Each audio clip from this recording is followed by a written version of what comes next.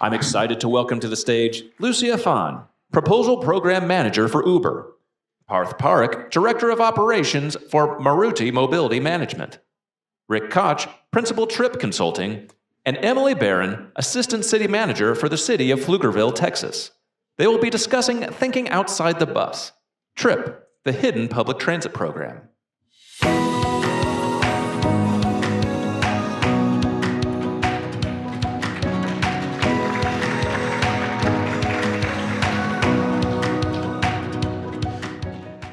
Good afternoon, everyone. My name is Rick Koch, and we are here today to talk to you about ride-sharing partnerships, or what we often refer to as transit ride-sharing inclusive public-private partnerships. It's a mouthful, TRIPP for short. This public transportation innovation is very simple, easily adopted, and probably already on your phone. But it was born from local government frustration and necessity not to keep doing the same thing over and over again, expecting different results. I'll tell you about the city of Kyle, Texas. City of Kyle, Texas is a suburb of Austin, Texas, with a population of roughly over 60,000 people. It is also known as the pie capital of Texas. The city of Kyle, Texas, when it had come to public transportation, had done it all. They had bus systems, trolleys, taxi vouchers, shuttle systems. And in each iteration, they spent a lot of money with very low ridership. Their last version of public transportation, that was in 2015, was discontinued after the cost per ride grew so high due to annual fixed costs with hardly anybody on the shuttle. It was so expensive, in fact, that the mayor said this about it. It was cheaper to fly residents to Las Vegas than it was to give people a ride around town. Doing the math nicely, and not to embarrass the city, the average cost per ride was somewhere around $325. So, wisely, they discontinued the program in 2015, but 2 years had passed, new members of council had been elected, new leadership had come in place, and the demand to still fill that gap for public transportation persisted from the public.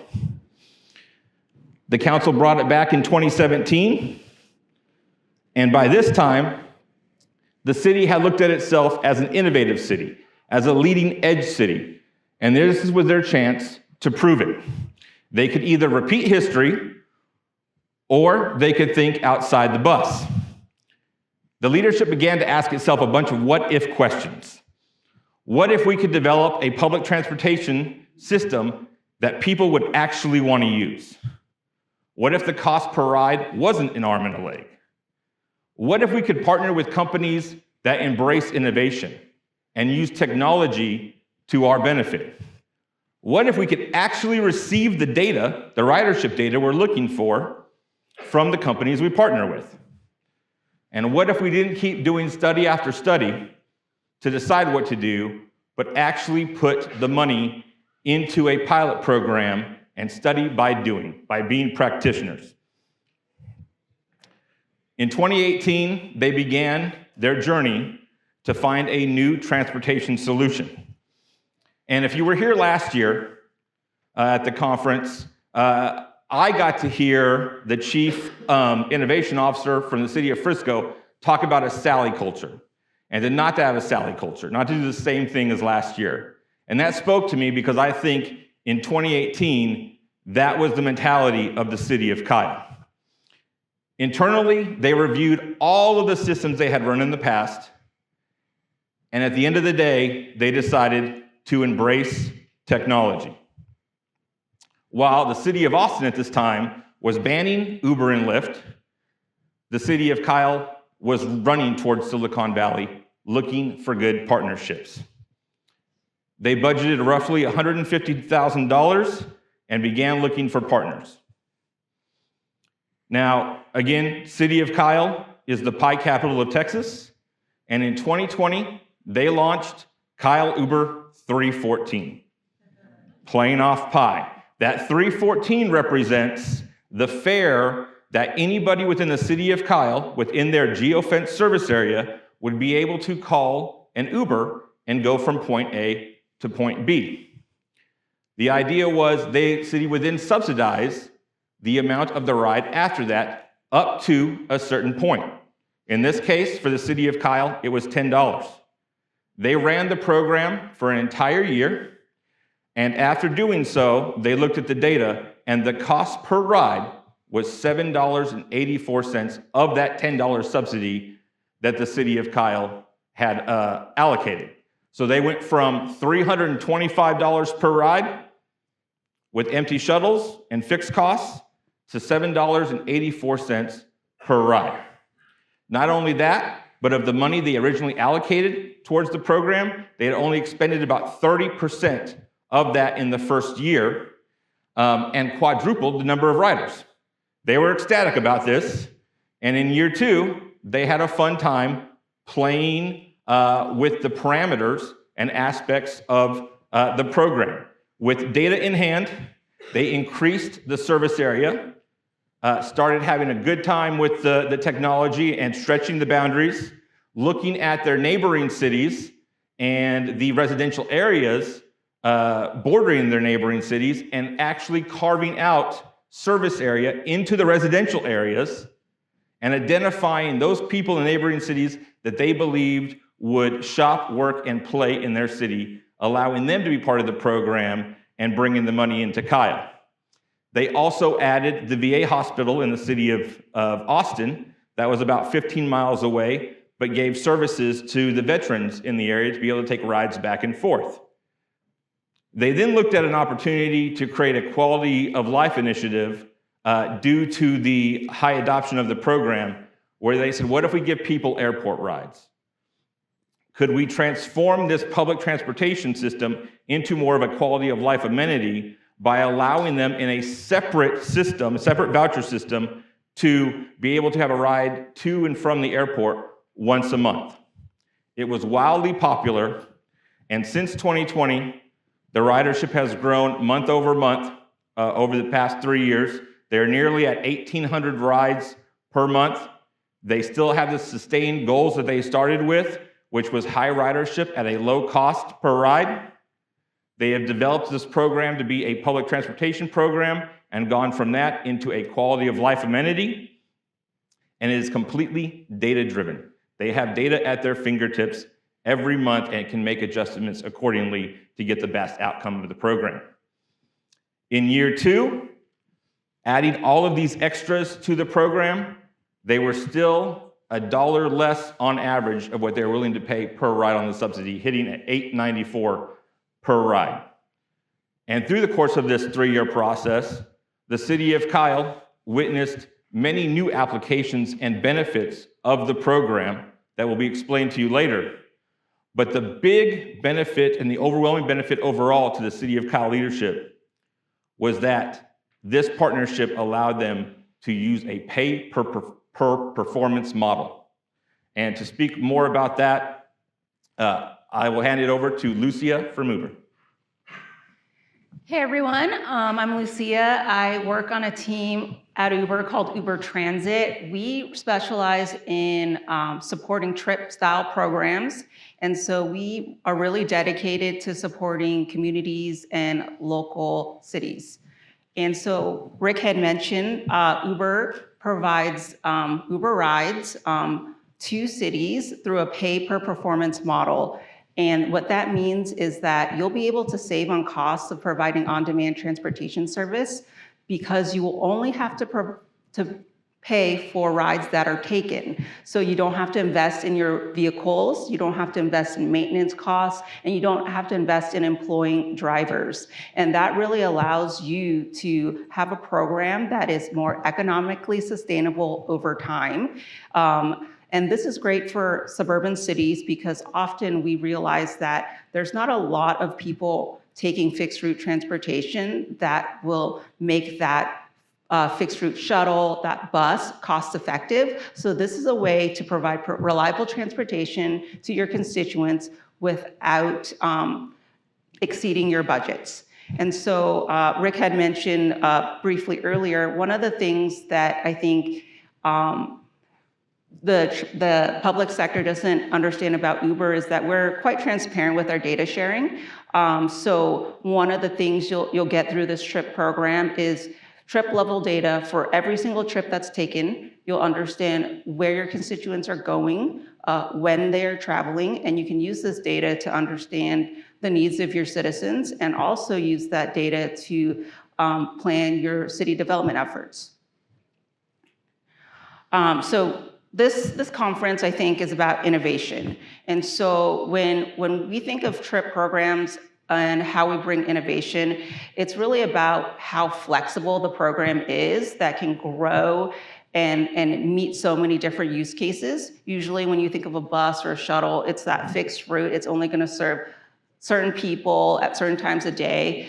This style program, when it's on demand, it can serve almost anyone, anywhere. And we've seen this program be used for many use cases for commuters going to and from work, getting home late at night, to facilitate tourism, different things. And it's really awesome to see all our partners figure out different ways to use this Trippp program. With that said, the benefits, there's so many benefits.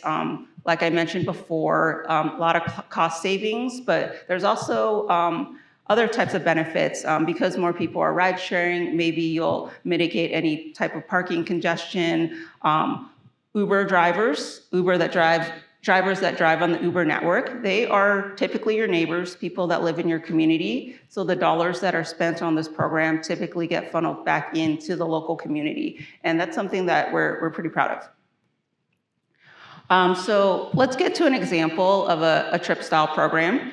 And so the village of Bedford Park, this is a suburban city right outside of Chicago, Illinois. They provide a subsidized program for workers to commute to and from work late at night. Each worker gets 2 rides per day at 50% off at a max subsidy of $7. This means that the village of Bedford Park only pays up to $7 per ride. So they are capped at a certain limit. And that means that they can keep their budget under control. And this program has proven to be really successful because the public transportation in this area does not work great at night. And it has provided safer and more reliable transportation, especially for women who work late shifts at places like FedEx, Amazon, these companies that may be entering into your communities. I know Amazon's opening tons of warehouses and struggling with how do we get people to and from work 24/7 hours a day, because our operations are 24/7. And so Village of Bedford Park has been really happy with this program, and we're excited to see it grow. Another program that's been around for a long time, that was one of our original programs, is partnerships with cities, local businesses, and Chamber of Commerce's to promote programs that prevent DUI and DUWI arrest. Since 2018, 2019, we've partnered with cities across the United States, but the examples here are Voorhees in Washington and New Jersey. Local businesses actually put money into a fund, and they provide Uber vouchers to get their citizens and residents and visitors to and from local businesses, especially bars and restaurants, so that they can leave their cars at home and that residents can just enjoy going to a restaurant, staying out late without being worried about, do I have to take my car? Do I have to find a designated driver? I think it just offers more freedom, and that's a really great thing. I think you're probably wondering, how does this work on the back end? And so the Uber platform is pretty interesting in that we have tools that allow you and your program administrators to create any program that you'd like using Uber as your transportation provider. And within the platform, you can configure different things like the subsidy you want to provide to your resident, how much the resident should pay into the system. You can figure out the geography, and you can set the time limits, the days. You can set rider caps. So if you only want the citizen to go to and from work, you can set it at two rides per day or something like that. And it's really easy to use and monitor. And then the last thing I'll kind of leave you with is, like, I'm sure you're worried about, your budget, as many city managers and administrators, and how do we control that budget if, oftentimes you don't really know the cost of an Uber ride, right? Until you go into the app and you see the fare come up. And it can change a little bit. And what we really do is we work with you to understand your ridership, and then we figure out the best subsidy model. So maybe the rider pays a little bit into it, the city pays a little bit up to a max amount that you're comfortable with, and then the rider pays the rest or something like that. We've worked with many cities to work within their budgets, and there's so many different sizes of programs. There's some programs that, $500 a year is the max budget, and they only provide rescue rides for very dire situations. There's cities that have, $10,000, $20,000 a month budget to provide rides to and from any destination. So it's really a flexible program, and you don't have to worry too much about going over budget or anything. It just grows as much as you want to grow. And with that said, I'm going to hand it over to Parth, who will speak about how MT Connect kind of feeds into this turnkey transportation vision we have. Thank you, Lucia. Hello, everyone. My name is Parth, and I work with MT Connect. I think Lucia did a great job explaining how we provide transportation for majority of the population, 95% of the community. What I focus on is at 5%. The individuals that need extra care, they might be in a wheelchair, or they need to use public transportation to go to doctor's offices, or they just want to continue their quality of life. If they're a senior, they like to go to the movies, they like to go shopping. This is where we step in. Finding a good paratransit provider is difficult. I think there's a lot of them out there, and it's very expensive. What we do, and through our partnership with Uber and through the Trippp program, is help to ensure that the program is ADA compliant, and it meets all the ADA requirements that cities need to meet the ADA statute in the federal government. Our WAVE program is accessible directly through the app. So there is no extra steps needed for anyone. As simple as picking up your phone and requesting a regular Uber, you have the ability to request a WAVE transportation option. And we do this by providing specialized vehicles, trained drivers, similar to what a paratransit contractor would provide in some of the city's current transportation options. Maruti and MT Connect's goal is to provide comfortable transportation to all people with disabilities. And through this goal, we were able to look for an innovative partner. And that's what brought us to Uber. We're excited to see what they do and how they give transportation accessible to everyone, and we wanted to be part of that. So in 2019, we had this idea of trying to be able to work with Uber to offer these trips to a number of different cities. In 2020, we launched in San Antonio, Corpus Christi, and in Orlando, Florida. And this worked just like a regular Uber trip. An individual, anyone in the public could request a trip. They could go on their app and they could see our vehicle, which was a WAVE vehicle, and they would be able to take a trip to wherever they wanted. From that, in 2020, we were approached by the city of Kyle. And Kyle had a very specific problem. They had this great service with Uber. Everyone was using it, but they needed a WAVE partner. And they only had, believe it or not, one WAVE trip for the entire year. which was crazy. And we worked with them to create a program to now, from 2020 to now, the average about 100 trips per month. And that was a great success for us. And most of those trips are lifestyle trips. Like I said earlier, going to the movies, going shopping, groceries, etc. That's what led us in 2021 with Trippp to provide the same sort of service to Pflugerville. Pflugerville has a similar program as Kyle. They also needed a strong wave partner. So we were able to come into the city, grow the system from, I believe, 90 trips when we started in October, all the way up to about 300 last month. And we continue to grow. And I think what's the key here is how quickly we can launch. Usually it takes a long time to get a program up and running. We generally are able to do it with Trippp 10 to 12 weeks, but in dire cases, even faster. So I'm going to hand it over to Emily, who will explain a little bit more about how Pflugerville adopted the program. Thank you, Parth. Good afternoon, everyone. I'm Emily Barone. I'm the Assistant City Manager for the City of Pflugerville. Tell you a little bit about our transit journey and how we got to a rideshare partnership. But first, I want to know if anyone has ever visited Pflugerville. We have 1%, which is awesome. So the city, the city of Pflugerville is a suburb of the city of Austin. We have about 75,000 people. We're a 14-minute rideshare to the state capital. And so it's really a booming area in Texas. We're in the Central Texas region. And so thinking about transit and rideshares is really important to our community and also connecting to the larger Austin area.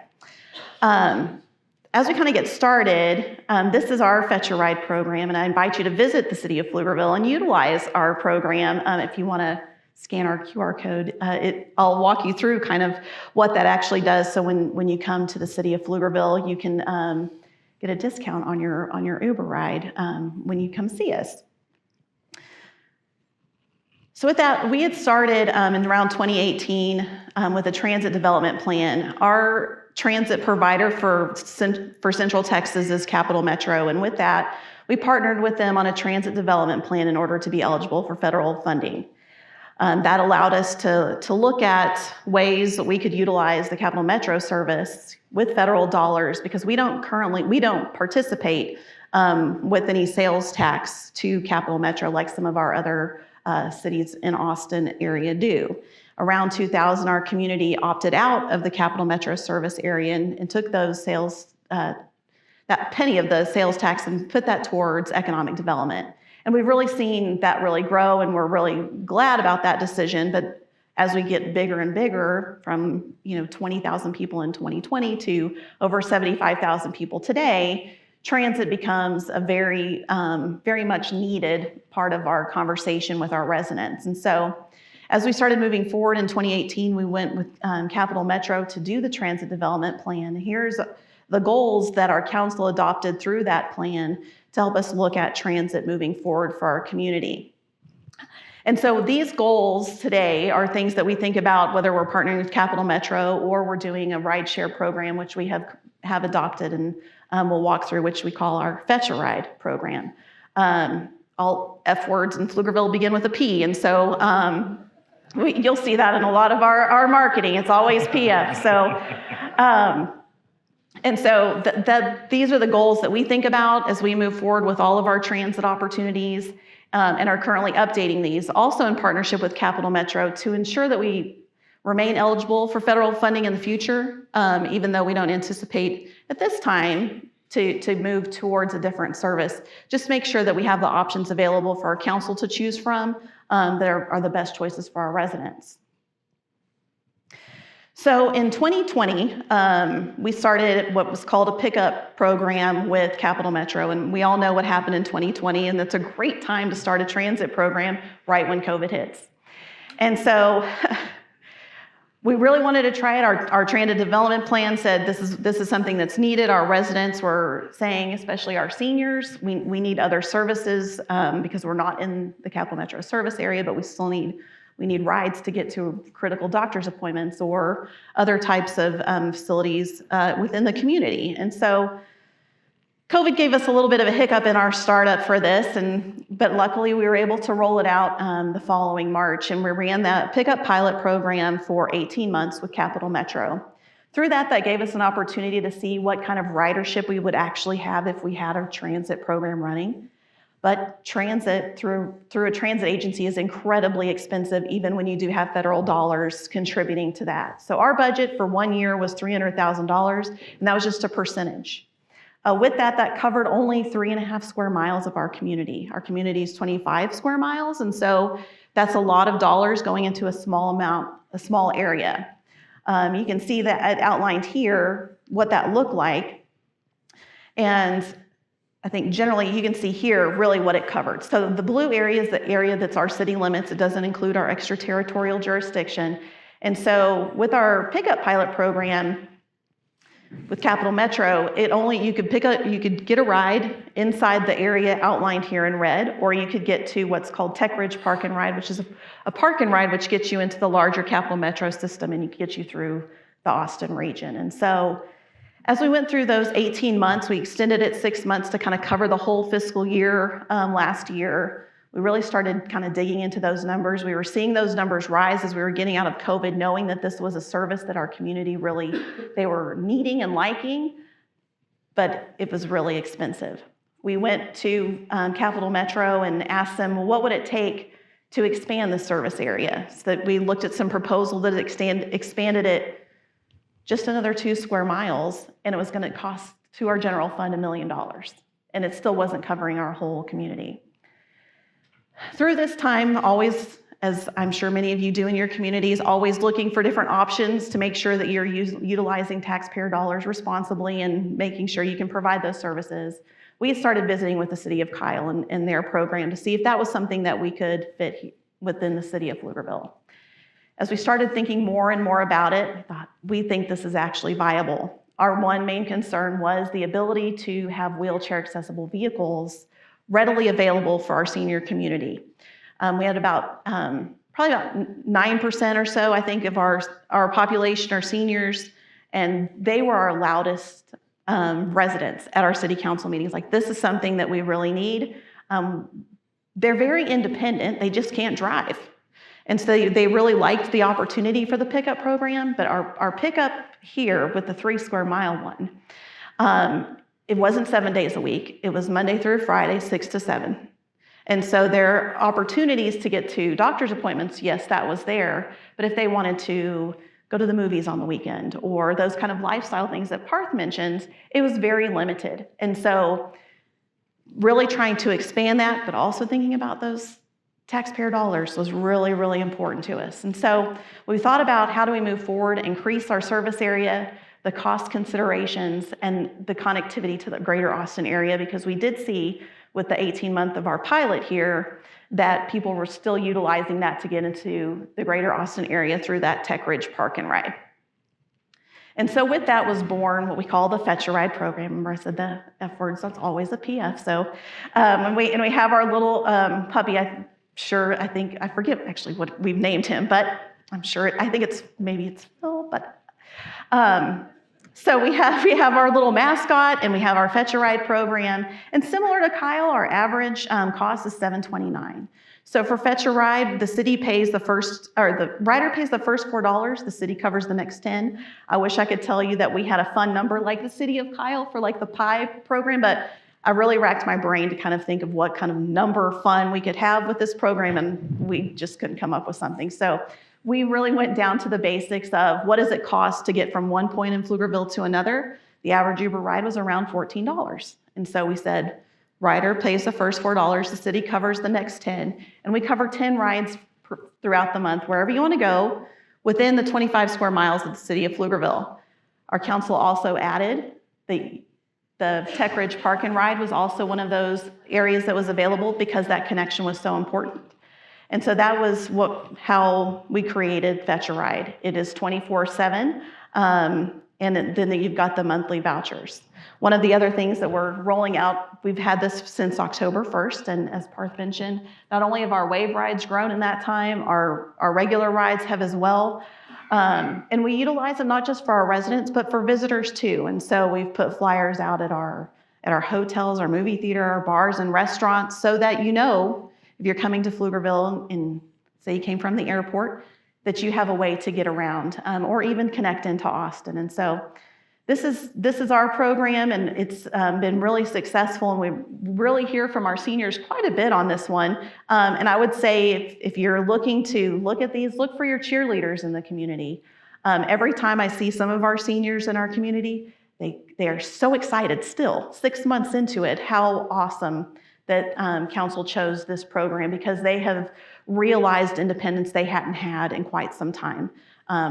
Most of them to go get their hair done. And also the other benefit to this one was with our pilot program, everybody was paying the $1.25 to ride, but every single person was. And with this program, it's $4, just like you all know, and we'll probably do at the happy hour, that you pay that ride, and 2 or 3 of your buddies can get in the car with you. And so they were starting to also do social and events together. And it was just for that first, they were paying that $4, and the city was covering the balance. And so we've really seen a great response from our community. We anticipate, similar to Kyle, expanding it, where we cover maybe our extraterritorial jurisdiction, because people in our ETJ, they still think that they're City of Pflugerville residents, and they shop and work in the City of Pflugerville, and potentially covering it to our airport.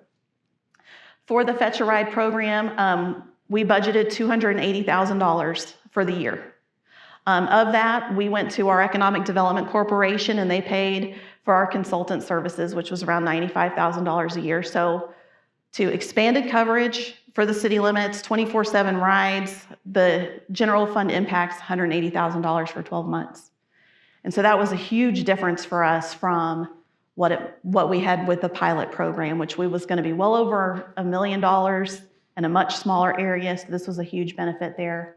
We're also looking at how we can get some of our larger employers. I think Lucia mentioned getting Amazon and things like that. We have over 3 million square foot Amazon warehouse in the city of Pflugerville, and so we've got a lot of employees there trying to get to work. And so this was a way where we'll be looking to utilize our businesses to do that as well. And so it's been a really great program and transition for us from kind of your traditional transit service to something that's more innovative and creates that connections for our community.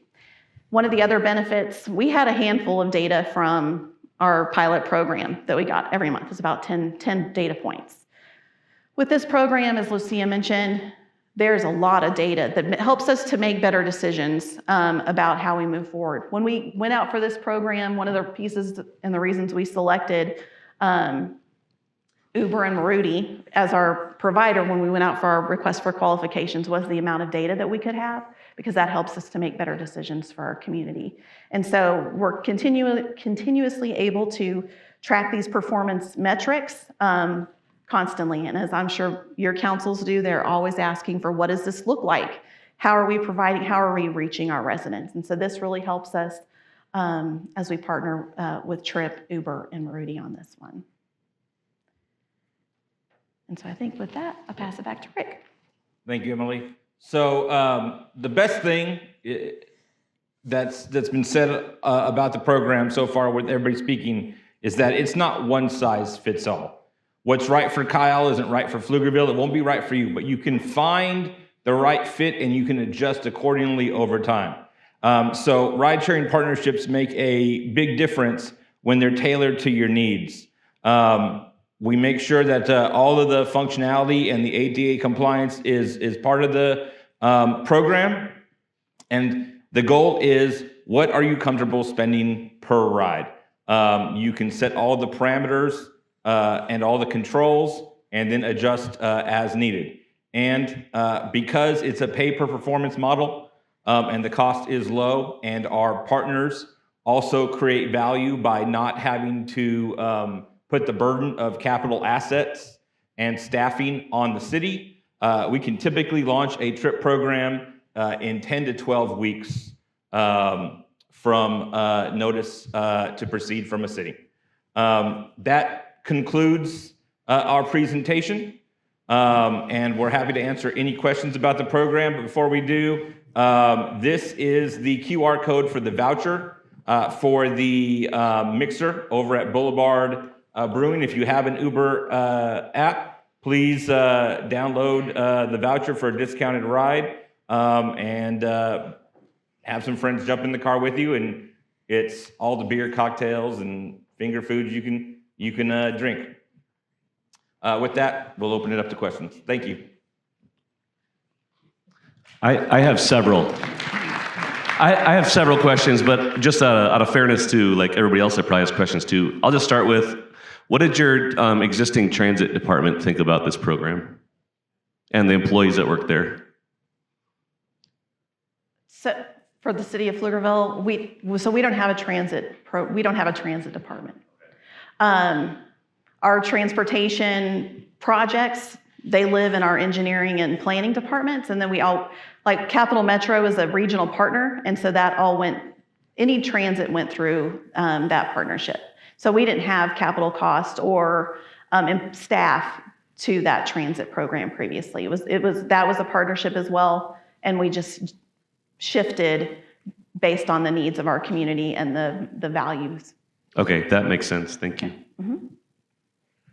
Over here, thank you. Thank you for the presentation. I was curious, our city has a new and developing entertainment district that would likely see an increase in need from Friday and Saturday from May to maybe October. Would a program be able to facilitate kind of a high intensity travel program on Fridays and Saturdays and then maybe not be necessary from Sunday to Thursday?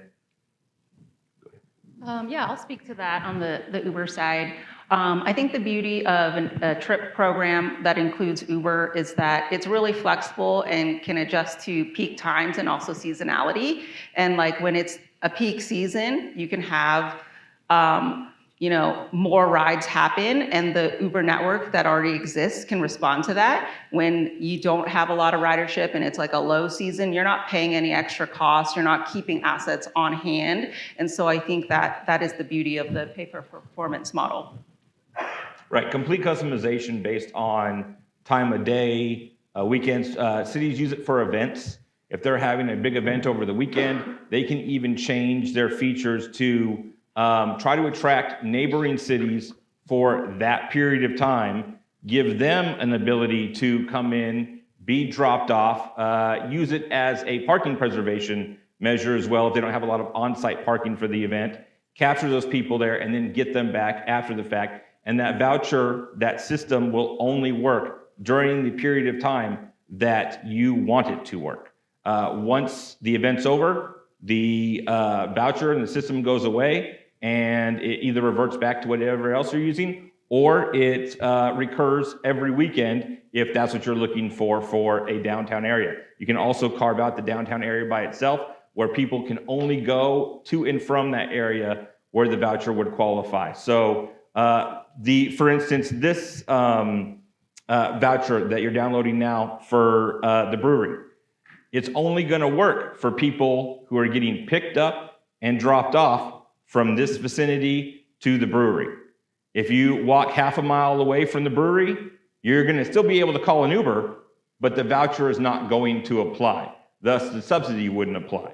So the cities can do the exact same thing. Complete customization. It's really the best part of the program is trying to put Uber in a box and figure out what they can do. When I talk to cities, I love it when they come up with new problems and we have to figure out how to come up with that solution using their technology. I think I would add to that too. We have an event coming up in just 2 weeks, and they were able to modify it. Ours is called Slice of Pflugerville. It's in our downtown. And so for that day only, the rides are free. So they're fully covered by the city if you're going to that event. And so there's going to be food and drink. We wanted to ensure that our residents could get there. It helps us with some of our parking, as well as that safe ride home. And so those things were easily added to the program, kind of modifying those geofences quickly. And so even for that was a benefit for us for this program as well. Hey, thanks for the presentation. Two questions. One, real quick, can we get these slides somehow? Is that possible? Second question is, I don't like, for Pflugerville, how did the RFP or RFQ process work? Were you able to piggyback off of Kyle, or did you have to do your own? Do you coordinate everything through Trippp? Because I don't really like dealing with purchasing, so sorry for any of you finance people in here.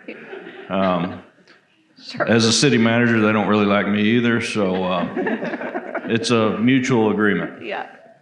So that was a question for us too, because we piggyback on Kyle. We did think about that, but the kind of, we wanted to structure it a little bit differently. And so we went out for an RFQ for the program, and that came, so Trippp generally, that's a public-private partnership. Rick's groups named that because that's the goal of their program. So with the RFQ, that was their proposal, came with a consultant team, Uber, and Maruti. And so it was that whole package that really helped us to decide that. We had several respondents to that. What they proposed for us with the data, the flexibility, and the accessibility was what solved it for us and what seems to be working for us. Two quick questions. Are the vouchers the vouchers that are not for special events, are they income, is there an income qualification, or is it just, it's available for the entire community? And then the second question is, do you see this being scalable to a metro area that has millions of potential residents? For the first question, for us, it's not income driven. And so it's the cost regardless of your income. So that's not something that we check. You book the ride and move forward. We did have a question from our council, I think originally, that came up because you saw the costs go from $1.25 per ride to the $4 per ride. But when you could bring additional friends with you, that really solved it for our residents. And so that difference hasn't come up as a cost issue for our residents. The larger metro area maybe. I'll speak to the second part, the larger metro, but also backtrack a little bit. We do have programs that specifically target low-income individuals. There's a program in Florida that does that. It's with PSTA, the transportation agency over there. But in terms of like the large metropolitan area, Uber does have a partnership with Dallas, with the Dallas area regional transportation system, and that's millions and millions of people, and we support it every single day, and it's not a problem in terms of reliability or supply for us. Hi, I have a question to piggyback on the Metro City. How would you support communities that have low income, low tech, and unsheltered individuals that need some sort of public transportation? I can speak to the low tech side. Coming from paratransit, we do have a full-on call center. So we provide individuals to be able to call into our facility to schedule a trip. And the greatest part about that is if you don't have a smartphone, you can still request a trip, and you'll get a text message for an update on your trip. You'll also get a phone call 15 minutes before your trip is supposed to come. So that's how we go to fix that problem that we've seen in the past. And we're able to request trips not just for ADA, but we can also use our program to request regular Uber trips as well. And through the dispatch center, you're also able to schedule rides, recurring rides if needed, up to 2 weeks in advance if you'd like. So we've really looked to cover all of the bases with those needs. Yeah, to add on to that, the low-income piece, some cities choose to fully subsidize rides for low-income individuals that fall into a certain group, and that's like a different type of subsidy. And so if you're interested in that, it's totally possible to do within the ecosystem that we provide.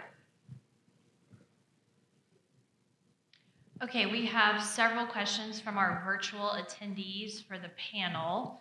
First, this is for Emily, and maybe it's some late in the afternoon levity, but the question is, do you have a P.F. Chang's in Pflugerville? We don't. We should.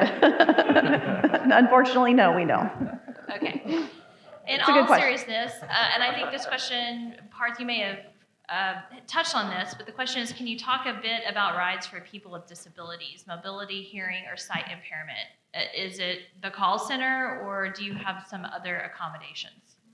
Yeah, definitely. So we're our background is in paratransit. So we've worked with big agencies all throughout Florida for many, many years. So we're very well equipped to handle trips in that nature. So through the call centers, if you're impaired, you're able to call in. There is a special number for you to also be able to call in if you are deaf or need extra assistance. We also have the app is available as well to schedule those trips. The moment it's scheduled and a vehicle is dispatched to you, it is like a traditional paratransit service in that sense. Our drivers are really, really qualified. They assist to help load and unload the passengers. They have been trained for over 80 hours on how to provide and use the necessary equipment on board. And we've always found that the customer service that our drivers are able to provide is next to none, and that's something that we take very, very seriously. And so is the safety side of that. Thank you. The next question is, recognizing that there have to be enough drivers in a particular area for this program to work, what is the ideal population range for this type of solution? So that's a great question, and that's based on where your city is located. It obviously works better around higher density urban cores. We've been developing it in suburban areas to bigger metropolitan cities. The city of Kyle, when it first adopted the program, they are on the south end of Austin. We thought when the program first started that they might have a hard time with driver reliability. The program launched and the wait time was right about 20 minutes. That was on the edge of what we were really kind of willing to do, but we understood very quickly that people calling a ride from their home didn't mind it. They got used to the 20-minute wait, and they would just, kind of go about their day and schedule it out that way. And then over the course of a year, and people calling or hailing rides, the wait time started to diminish every month. And so right now they're right under 10 minutes wait time with the program. I live in the city of Kyle. I use it a lot when I have to fly for the airport rides. And at first, I didn't know if I could call a ride at 4:30 in the morning and receive a ride to the airport. One time recently, I called thinking I'm gonna hit the hail button about 20 minutes and still pack up some stuff and get ready for the Uber, someone to accept the ride. And I had to ride in 4 minutes.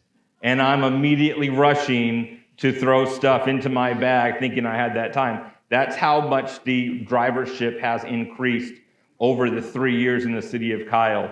Drivers go to where the rides are at. So if there's an abundance of rides, if there's a program that is creating more rides have to happen in your market, the drivers will come and cater to those passengers. Okay, about 3 more questions.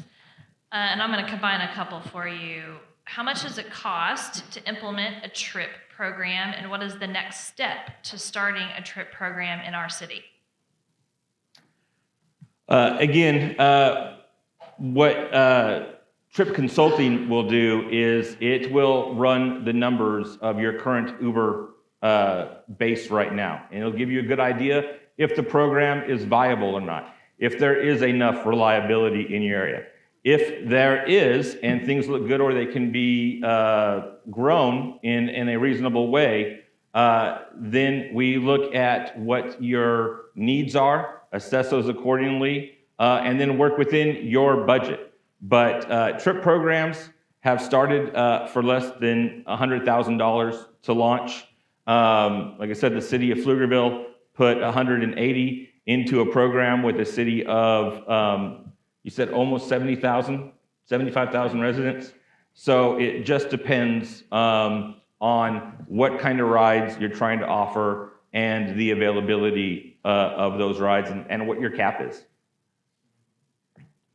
Is there a way to utilize FTA funding for this program? Yeah, I can handle that FTA question. Yes, there is a way to use FTA funding, and we come across this question quite a lot over at Uber. And the way to do it is typically through a rider's choice model. So that model basically allows the rider to choose between 2 or more transportation providers. So in this case, maybe Uber and Maruti or MT Connect. And that would allow you to access FTA dollars and use that, because if the rider gets to choose, the taxi cab exemption applies, which means that neither our drivers actually have to be drug and alcohol tested. And so that is the way that most public agencies use TNCs for rider's choice programs today.